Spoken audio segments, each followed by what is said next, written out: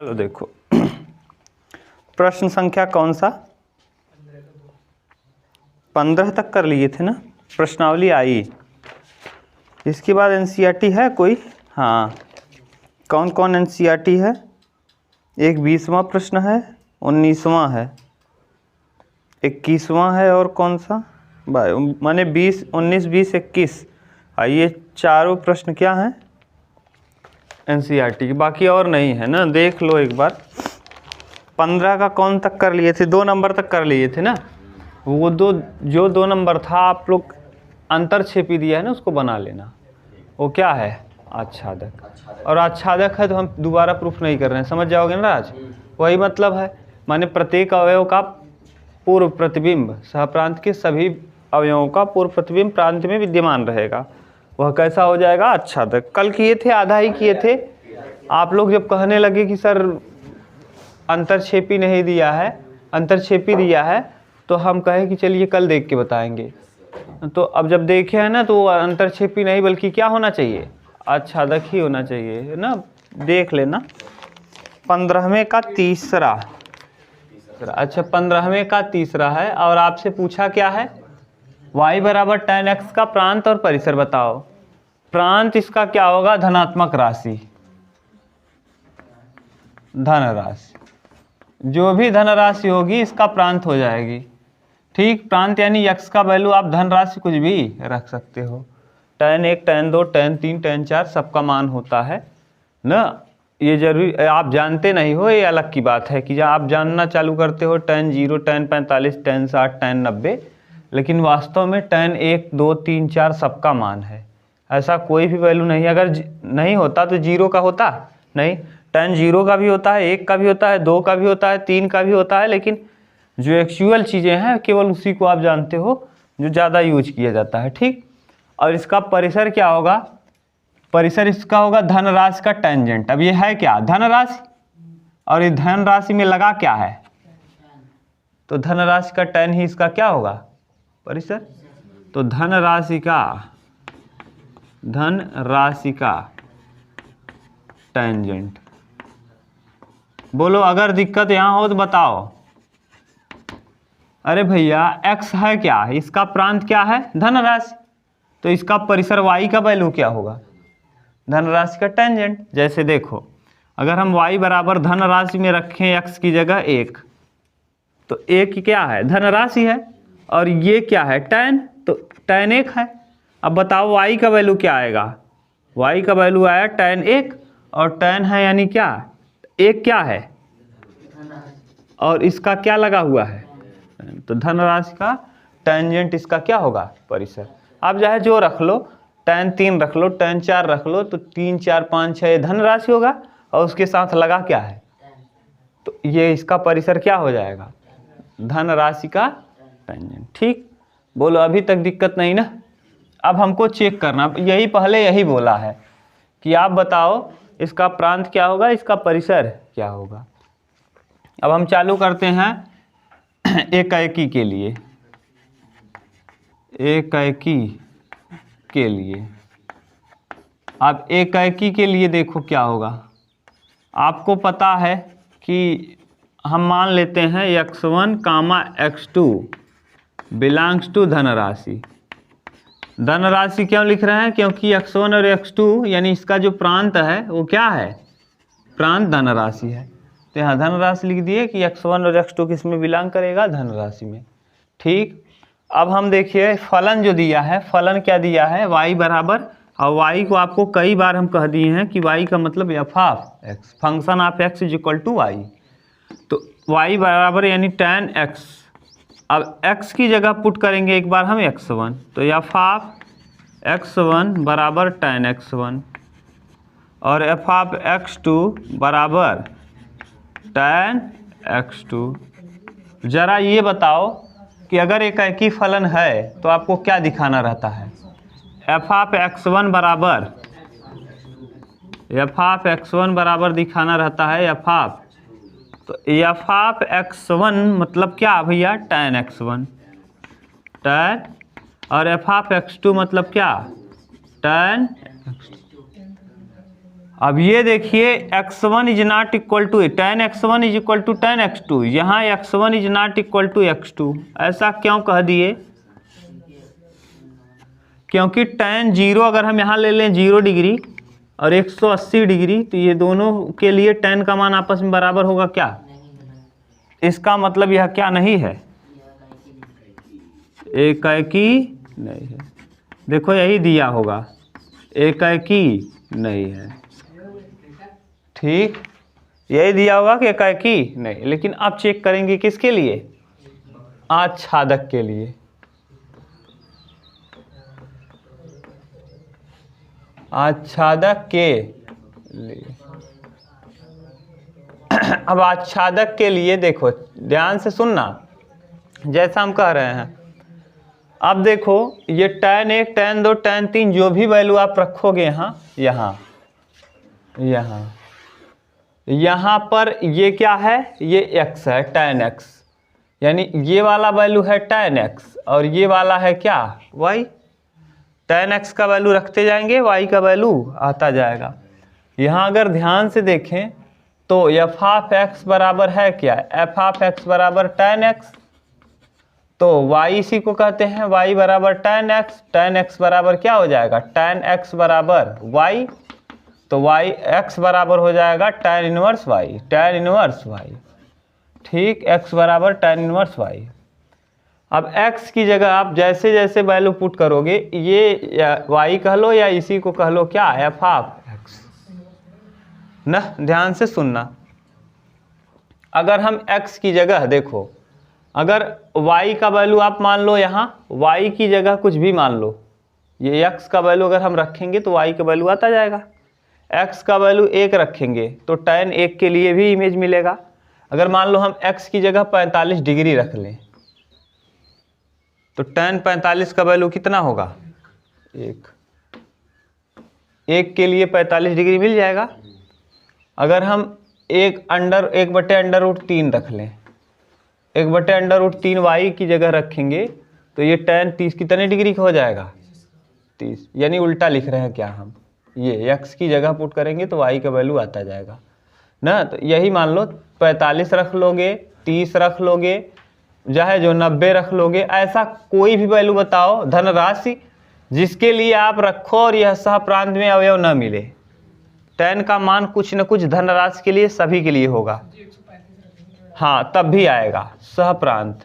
तो ऋणात्मक से क्या मतलब है? हमको ये बताओ कुछ न कुछ मिलेगा कि नहीं? 135 डिग्री का मान माइनस में होगा। आप माइनस में ये कह रहे हो, जैसे ये प्रांत है, ये क्या है? प्रांत, और ये क्या है? सह प्रांत। हमको यहाँ माइनस प्लस नहीं देखना है, जैसे आप कह रहे हो ना, माइनस प्लस तब देखते जब ये यहाँ ऐसे दिया होता रियल नंबर से रियल नंबर में। अभी आपको कोई नहीं दिया है, कोई सेट दिया नहीं है, ये कह रहा है आच्छादक है कि नहीं। आपको केवल ये चेक करना है, इसमें ध्यान से सुनो, केवल ये चेक करना है कि सहप्रांत में चाहे जो धनराशि रखो उसका कुछ न कुछ पूर्व प्रतिबिंब बनेगा कि नहीं बनेगा। जैसे 135 ही कह रहे हो आप, 135 अगर हम रखेंगे, ध्यान सुनना, 135 रखेंगे तो उसका कुछ न कुछ मान मिलेगा कि नहीं मिलेगा। बस यही हमको देखना, हमको माइनस और प्लस से मतलब नहीं है। ये मत समझना है तो एकाकी के लिए धनराशि है। हमको ये मतलब है कि हम अगर सहप्रांत में कुछ भी वैल्यू रखें, सहप्रांत में कोई भी मान रखें और उसका इमेज यहाँ न मिल पाए, सहप्रांत में कोई मान ऐसा रख दो जिसका इसमें इमेज ही न बने। जैसे कल वाला था y बराबर x², तो x² अगर नेचुरल नंबर के लिए होता तो कुछ कुछ संख्याएं न मिल पाती। क्यों नहीं मिल पाती? 1 रखते तो एक आता, लेकिन 2 रखने पे 4 आ जाता, तो 2 और 3 कहाँ जाता? जैसे हम 1 रखें, देखो वर्ग के लिए 1 रखो, 2 रखो, 3 रखो, 4 रखो, तो 1 का वर्ग 1 होगा, 2 का वर्ग, तो अब यहाँ 2 और 3 क्या हो जाएगा? छूट जाएगा। और यहाँ tan वाले में बताओ, tan में tan 1 tan 2 tan 3 tan 4 चाहे जो रखो, जैसे यहाँ रखने पे छूट रहा है, वहाँ रखोगे कोई भी वैल्यू, कुछ छूटेगा कि सबका वैल्यू आएगा कुछ न कुछ। tan का 1 रखोगे तब भी कुछ आएगा, 2 रखोगे तब भी कुछ आएगा, 3 रखोगे तब भी कुछ आएगा, 4 रखोगे तब भी कुछ आएगा, 135 रखोगे तब भी कुछ आएगा ना, 135 रखोगे तब भी कुछ न कुछ वैल्यू मिलेगा ना। अगर 135 रखने पर भी कुछ न कुछ वैल्यू मिल रहा है, हम ये नहीं कह रहे हैं कि माइनस मिलेगा कि प्लस मिलेगा, आप ये बताओ प्रतिबिंब मिलेगा कि नहीं मिलेगा। तो अब यहाँ डायरेक्ट हम लिखेंगे सहप्रांत के सभी अवयवों का प्रांत में पूर्व प्रतिबिंब विद्यमान है, पूर्व प्रतिबिंब विद्यमान है,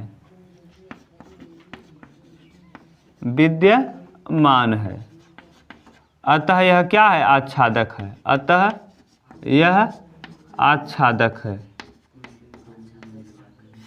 अब ध्यान से सुनो एक चीज, अब ये क्या नहीं है, एकाएकी नहीं, और जो एकाएकी नहीं होगा, अगर इसका मतलब एक का इमेज एक से नहीं बल्कि कितने लोगों से होगा, 2, तो इसका मतलब बहु एक आच्छादक।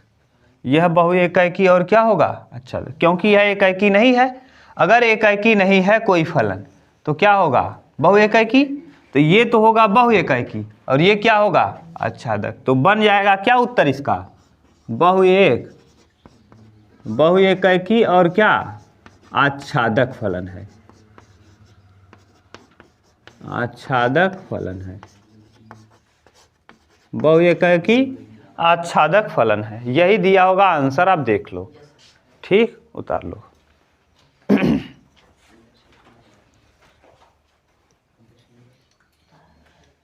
लेकिन इंग्लिश के लिए जल्दी ना चल पाई यार, उतना ना यूट्यूब पे इंग्लिश का कोई वो नहीं है। इंग्लिश में जो दबदबा बना लिए है, जैसे नीतू मैम है ना, और 1-2 टीचर हैं जो बना लिए हैं। अब नया में जैसे 2017 में जो आता ना, जो 17 में आया होता, 18 में वो चल गया होता, नॉलेज हो।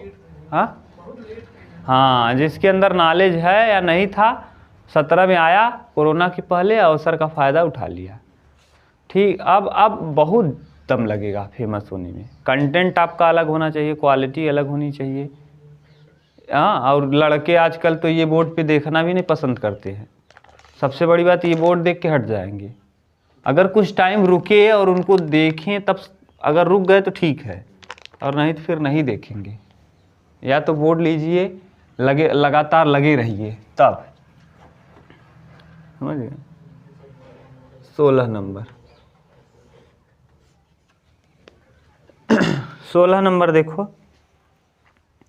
कह रहा यक्ष सभी त्रिभुजों का समुच्चय है और वाई धन वास्तविक संख्याओं का समुच्चय है।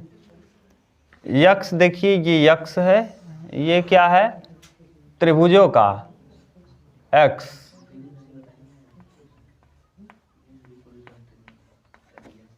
त्रिभुजों का समुच्चय है, और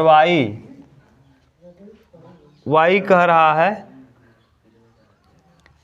कि धन वास्तविक संख्याओं का समुच्चय है। वाई धन वास्तविक संख्या का समुच्चय, वास्तविक संख्या का समुच्चय,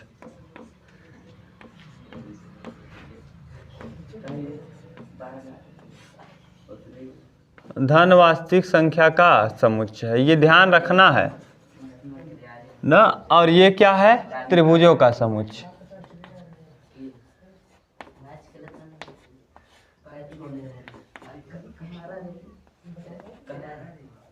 अब देखो ध्यान से, मान लो ये त्रिभुजों का समुच्चय है।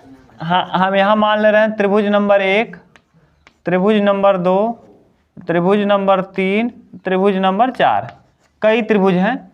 और ये जो धन वास्तविक संख्या का समुच्चय, धन वास्तविक संख्या मान लो यहाँ 7 आया, 8 आया, 9 आया। अब ऐसा है कि मान लो कोई त्रिभुज है जिसका क्षेत्रफल है कितना, 7, कोई त्रिभुज है जिसका क्षेत्रफल 8 है, और एक त्रिभुज और है जिसका क्षेत्रफल क्या है, और 9 एक त्रिभुज का है। अब बताओ, ऐसा कोई भी यहाँ बच रहा है जिसका पूर्व प्रतिबिंब न बन रहा हो, कोई भी अवयव नहीं बच रहा है, कुछ ना कुछ क्षेत्रफल तो हर त्रिभुज का आएगा। हो सकता है 2 या 2 से अधिक त्रिभुजों का भी क्षेत्रफल एक ही हो। तो समझ रहे हो ना क्या कह रहे हैं? अगर ये त्रिभुजों का समुच्चय और यह धन वास्तविक संख्याओं का समुच्चय है तो वास्तविक संख्याएं धनात्मक, अब धनात्मक वास्तविक संख्या यानी जो भी जैसे बटा हो गया 1/2 1/3, तो त्रिभुज का जो क्षेत्रफल हो सकता है एक त्रिभुज का केवल एक ही क्षेत्रफल हो सकता है 2 या 2 से अधिक त्रिभुजों का भी क्षेत्रफल एक ही हो, 5 हो 7 हो, एक ही हो। तो इसका मतलब इसमें देखो, अगर हम इसकी बात करें तो ये पहले बताओ ये क्या दिख रहा है? ये बहुएक है क्या? बहुएक है। तो यह कैसा है? बहुएक है। यहाँ से तो पता चल गया ये बहुएक है,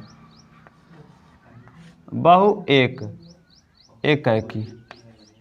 और दूसरी बात बताओ, सहप्रांत में ऐसा कोई भी अवयव है जो छूट रहा है क्या? बहुएक क्या है? आच्छादक है। और हमको शायद यही सिद्ध करना है क्या ना? ये हो गया। तो ये क्या है? बहुएक आच्छादक। कोई दिक्कत नहीं, सिंपल था एकदम। 17 नंबर, इसमें लिखना भी नहीं है। 17 नंबर क्या कह रहा है? यदि R वास्तविक संख्याओं का समुच्चय है F such that R tends to R, F such that R tends to R, R का R में संबंध है और एफ ऑफ x बराबर है e के पावर x, जहां x बिलोंग्स टू R द्वारा परिभाषित है, तो सिद्ध कीजिए कि यह f एकाकी प्रचित्रण है। ये भी बिल्कुल सिंपल है। f को सिद्ध करके दिखाना है क्या है? एकाकी। तो हम मान लेंगे कि x1 माना एकाकी के लिए, पहले एकाकी के लिए। अब आपके दिमाग में आ चुका होगा कि एकाकी के लिए अब करेंगे कैसे? एकाकी जैसे आप दिखाते आए हो, x1 comma x2 belongs to किस में? R में। अब फलन क्या दिया है? एफ ऑफ x बराबर दिया है e के पावर, तो एफ ऑफ x1 बराबर क्या हो जाएगा? e के पावर x1, और एफ ऑफ x2 बराबर हो जाएगा e के पावर। अब अगर एकाकी कोई फलन है तो एफ ऑफ x1 बराबर होता है एफ ऑफ x2 के, तो एफ ऑफ x1 मतलब e के पावर x1 और एफ ऑफ x2 मतलब e के पावर। अब देखो बेस समान है तो घातों का तुलना कर लिया जाता है। तो अब हम करेंगे क्या? x1 बराबर x2। अब बताओ एक कैसा फलन है? एकाकी है। और यही हमको क्या करना है? एकाकी फलन है। यही हमको प्रूफ करना है कि ये क्या है? एकाकी। उतारो इसको, ठीक? कहीं दिक्कत हो तो पूछ भी लो और उतारो।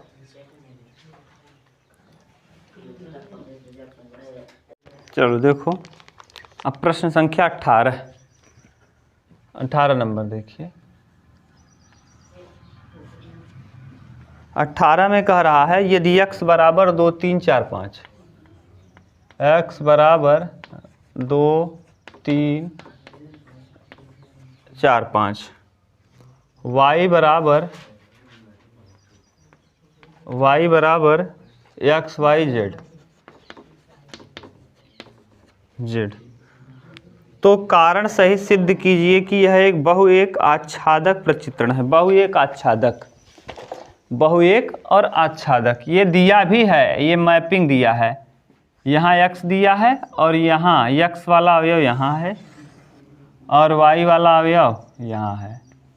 जरा बताओ x में क्या क्या है उमेश? 2 3 4 और यहाँ x y और z। 2 का संबंध किससे है?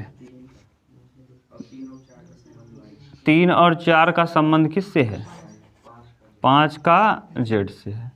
ठीक, 5 का संबंध है z से। अब जरा ये बताओ ध्यान से भैया, ठीक, इसमें हमको ये देखना है कि बताओ कोई अवयव प्रांत में कोई अवयव छूट रहा है क्या? नहीं। प्रांत के 2 या 2 से अधिक अवयवों का प्रचित्रण सहप्रांत में केवल एक ही अवयव से है। तो ऐसी स्थिति में क्या हो जाएगा? बहुएक। क्योंकि प्रांत के यहाँ लिखेंगे क्योंकि प्रांत के प्रांत के दो अवयवों का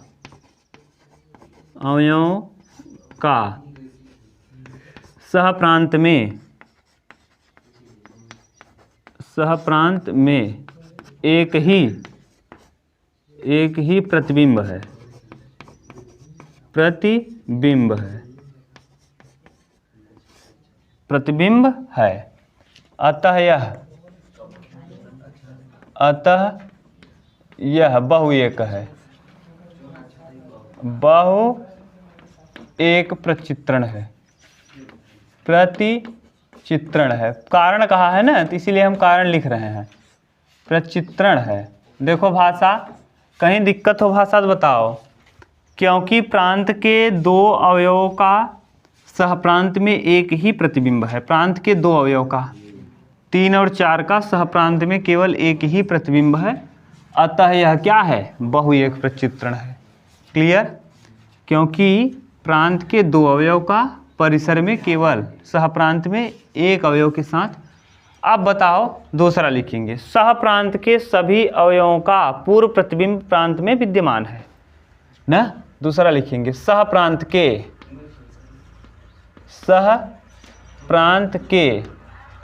सभी अवयवों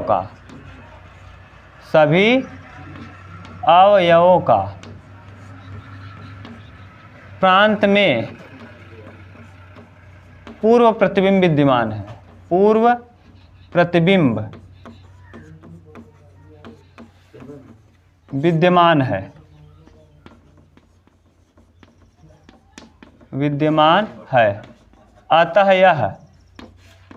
अतः यह क्या है?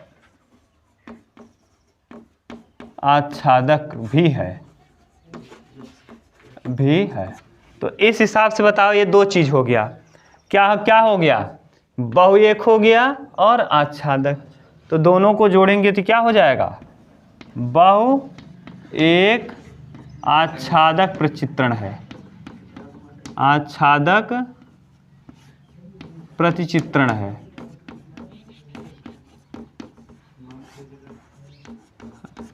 इसलिए यह क्या है? बहु एक आच्छादक प्रचित्रण। बोलो अगर कहीं प्रॉब्लम हो तो बताओ। ठीक, देख लो। आच्छादक भैया इसमें बताओ, y का पूर्व प्रतिबिंब विद्यमान है? 2 है तो चलेगा ना। उस तरफ से ऐसे निकले, इस तरफ से निकलेगा, चलेगा। हाँ का, अरे पागल, आच्छादक ये भी है।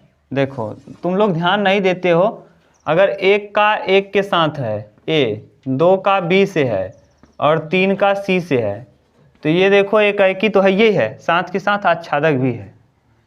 और ये अगर हम इधर ले लें A B C और यहाँ 1 2 ले लें, तो ये और ये एक, अब क्या है? बहु एक है और आच्छादक भी है। आच्छादक कहने का सेंस क्या है? कि इसमें का किसी भी अवयव का ऐसा ना हो कि कोई छूटे। कोई छूट रहा है क्या? 1 का भी पूर्व प्रतिबिंब विद्यमान है और 2 का। इसमें कितने विद्यमान है? 1 के साथ अगर यहाँ D भी लगा होता या D लगा होता, D का भी 1 के साथ होता, तब भी आच्छादक होता। कुल मिला के आपको ये देखना है कि इसमें कोई अवयव छूट रहा है क्या? बस नहीं छूटा। 1 के साथ 4 लोग जुड़े हैं, हमसे उससे लेना देना नहीं है। हमको केवल ये लेना देना है कि इसमें एक भी अवयव छूटना नहीं चाहिए। क्या कहलाएगा? आच्छादक। क्लियर?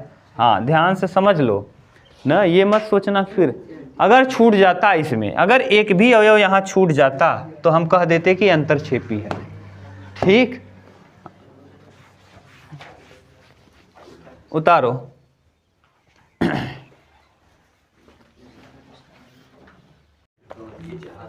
हाँ, चलो देखो, हम फिर भी आपको समझा दे रहे हैं जो आप छोड़ के आए हो। 11 में तो कहीं मैं पढ़े नहीं हो, अब डायरेक्ट 12 में आप पढ़ रहे हो, तो फिर भी हम 11 वाली चीज़ें हम बता के चलते हैं। थोड़ा बहुत हम आराम से बता रहे हैं। ईमानदारी से देखोगे ना तब समझ में आएगा। चलो देखो, प्रश्न संख्या 19।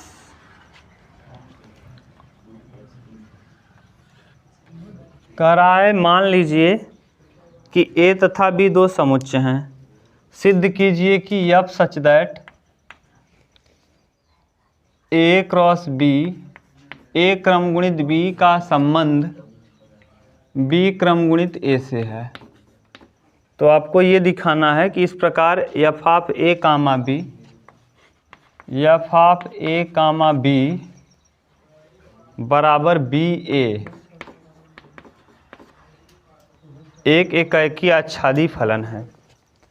एकैकी भी और आच्छादी भी है। तो सबसे पहले हम करेंगे क्या, एकैकी के लिए, एकैकी के लिए। अब एकैकी के लिए आप जानते हो कि हम क्या किया करते थे, दो अवयव मान लेते हैं, याद है ना, कि x1 x2 belongs to r, जो भी दिया रहे। अब x1 x2 यहाँ r में नहीं बिलोंग करेगा। अब देखो ये x1 x2 किस में बिलोंग करेगा, क्यों, जैसे r टेंस टू r रहता था तो r में लिखते थे। तो इसका मतलब अब यहाँ x1 x2 मानना भी गलत है, क्योंकि ये क्रम गुणित में है, यानी ये क्या रहेगा, जोड़े में रहेगा। क्रम गुणित हमेशा किस में रहता है, जोड़े में।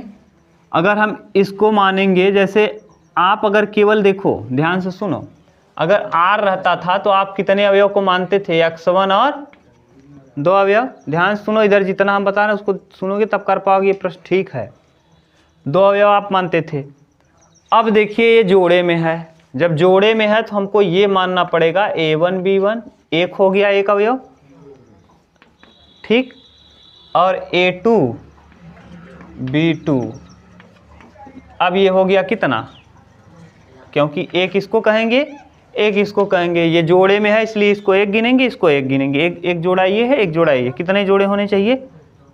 और ये किस में बिलोंग कर जाएगा, ए क्रम गुणित बी में, ए क्रम गुणित बी में, ठीक। जैसे यहाँ आर होता था तो आर में बिलोंग करता था, यहाँ ए क्रम गुणित बी है तो ए क्रम गुणित बी में बिलोंग करेगा, ठीक भाई, बोलो।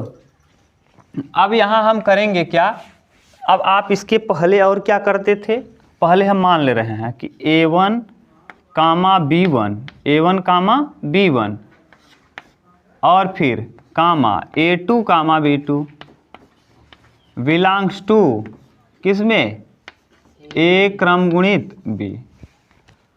इसके बाद आप क्या करते थे, तुलना करके जरा देखो, x1 comma x2 belongs to r। अब फिर क्या किया करते थे, एफ ऑफ x1 बराबर एफ ऑफ, तो पहले हम इसको मान रहे हैं x1, तो रखेंगे क्या, एफ ऑफ a1 b1 बराबर हो जाएगा क्या, a1 b1, ठीक। ऐसे ही अब यहाँ दिया क्या है, b1 a1, देखो एफ ऑफ ए बी का जगह दिया है b1, तो यहाँ हम लिख देंगे कैसे, b1 और तुलना करो।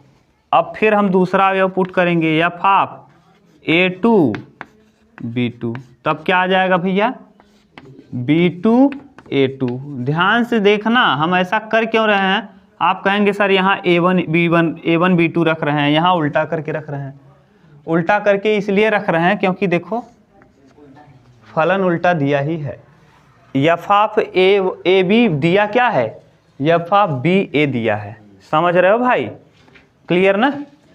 अब बोलो, अगर कोई फलन एकैकी होता था तो आप क्या किया करते थे, हाँ, एफ ऑफ x1 बराबर एफ ऑफ, यानी इन दोनों को हम क्या कर लेंगे, एफ ऑफ क्या है, a1 b1 बराबर F of a2 b2। F of a1 b1 का वैल्यू आपको पता है, क्या पता है, b1 a1 b1, देख लो भैया।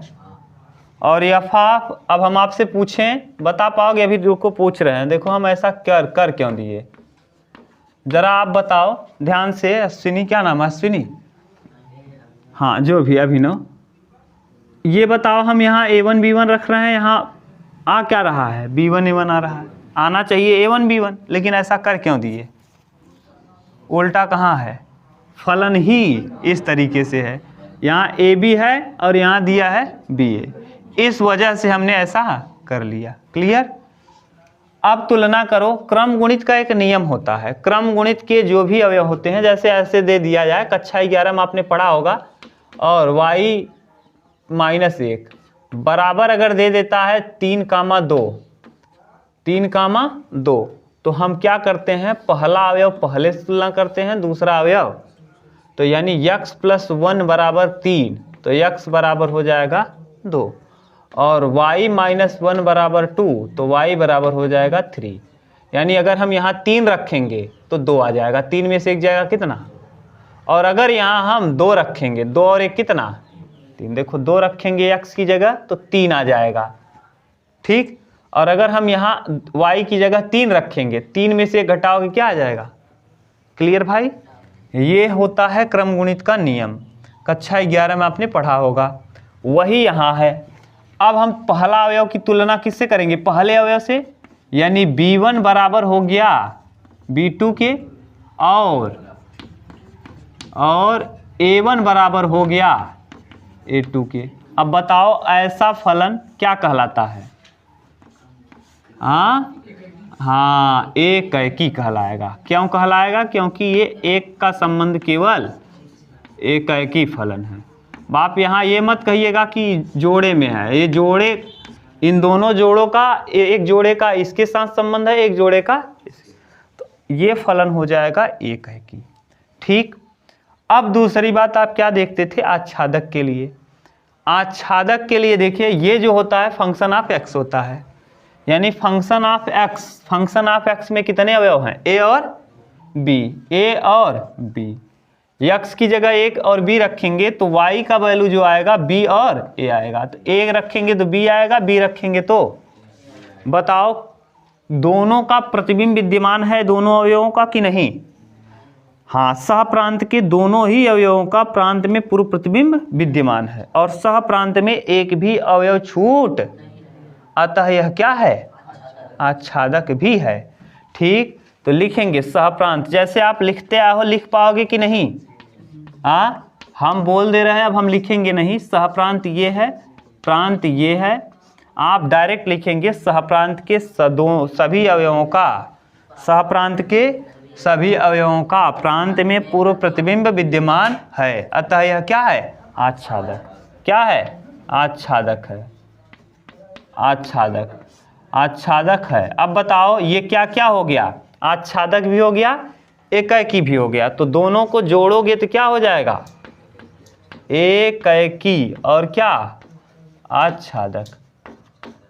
ये एकैकी भी है और आच्छादक भी है, और यही हमको क्या करना था, सिद्ध करना था, ठीक। अब 3-4 प्रश्न बच गए, 20, 21, 22, कल हम लोग कर लेंगे 20 नंबर, 21 नंबर और 22 नंबर, इस तरह से आपका प्रश्नावली हो जाएगा फिनिश, ठीक। उतार लो।